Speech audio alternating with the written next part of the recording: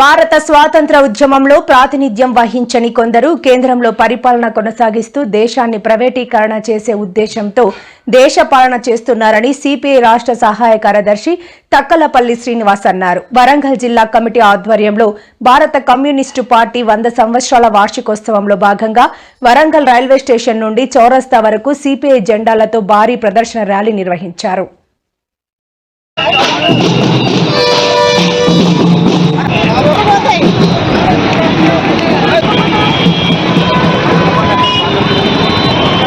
వంద సంవత్సరాల ఉజ్వల చరిత్ర కలిగినటువంటి ఏకైక పార్టీ భారత కమ్యూనిస్ట్ పార్టీ దేశం లోపల ఈ ఉత్సవాలు నిర్వహించుకుంటూ ఉన్నది.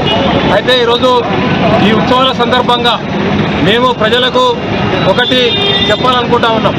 ఈ దేశంలో అనేక పార్టీలు పుట్టుకొచ్చినాయి, అనేక పార్టీలు కాలగర్భం లోపల కలిసిపోయినాయి. కానీ అధికారం ఉన్నా లేకున్నా ఈరోజు పేద ప్రజల కోసం, ప్రజల హక్కుల రక్షణ కోసం పోరాటం చేసేటువంటి ఏకైక పార్టీ భారత కమ్యూనిస్ట్ పార్టీ.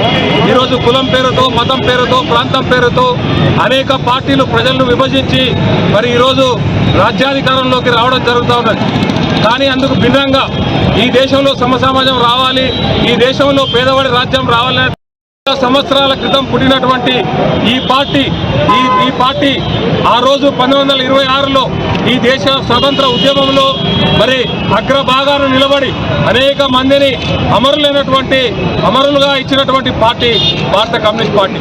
కానీ ఈరోజు ఏ చరిత్ర లేని వాళ్ళు, స్వాతంత్ర ఉద్యమంలో పాల్గొన్నటువంటి వాళ్ళు, ఈ దేశ సంపదను కార్పొరేట్ వర్గాలకు దోచిపెడుతున్నటువంటి వాళ్ళు ఈరోజు అధికారంలోకి వచ్చి మేము గొప్ప దేశభక్తులం అని చెప్పుకుంటూ ఈ దేశంలో రాజ్యాధికారం సమసమాజం వచ్చేంత వరకు, ఈ దేశంలో పేదవాడి రాజ్యం వచ్చేంత వరకు మరి మాకు అధికారం ఉన్నా లేకున్నా పేద ప్రజల కోసం ఈ 100 సంవత్సరాల పోరాట స్ఫూర్తితో మరిన్ని ఉద్యమాలను కొనసాగించి పేద వర్గాలకు అండగా నిలబడతామని సందర్భంగా తెలియజేస్తా ఉన్నాం.